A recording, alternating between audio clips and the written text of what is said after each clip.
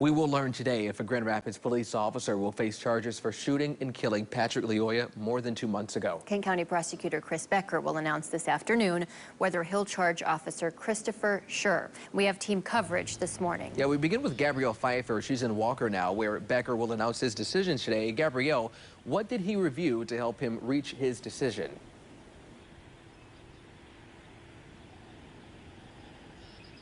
Well, he has been getting expert guidance in his decision that he will make today. So as far as that evidence that you're asking about, Donovan, he's been looking at that body camera footage. He's been looking at dash cam footage. He's also been looking at cell phone video that gave a much clearer picture of the moments before Officer Schur shot Lyoya. There was a struggle that included Lyoya grabbing Schur's taser. Schur was on top of Lyoya trying to hold him down before shooting Lyoya in the back of the head. Now, Michigan State Police investigated the shooting and gave Becker those findings on April 28th.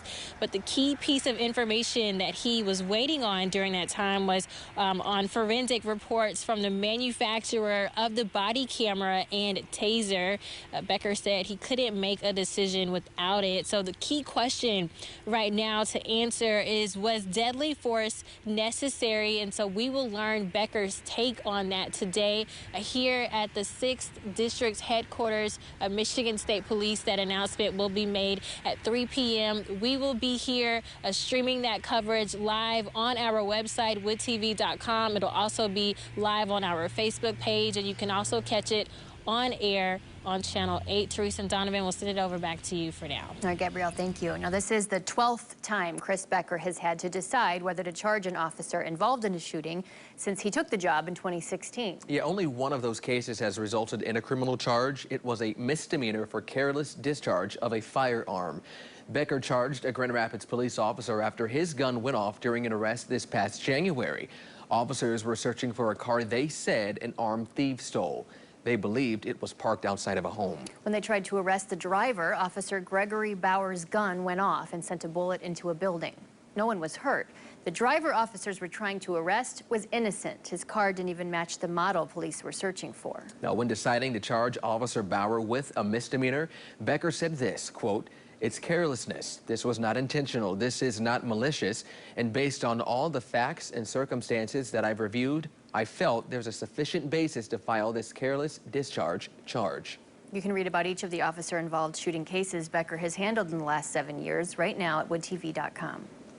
Now, if Prosecutor Chris Becker decides not to charge Officer Schur in the killing of Patrick Lyoya, the attorneys representing the Lyoya family say they will take action. We have Megan Bunchman in the newsroom with what they say their next move would be. Megan.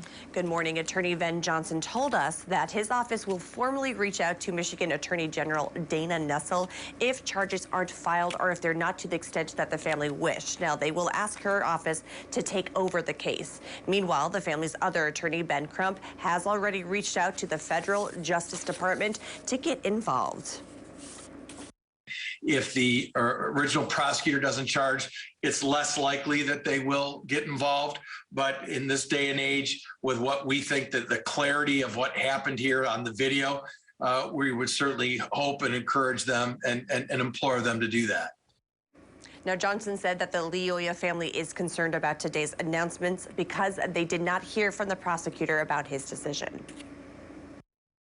It would really be nice for them to hear directly from the prosecutor, not that he's having a press conference tomorrow, but here's my decision and here's why.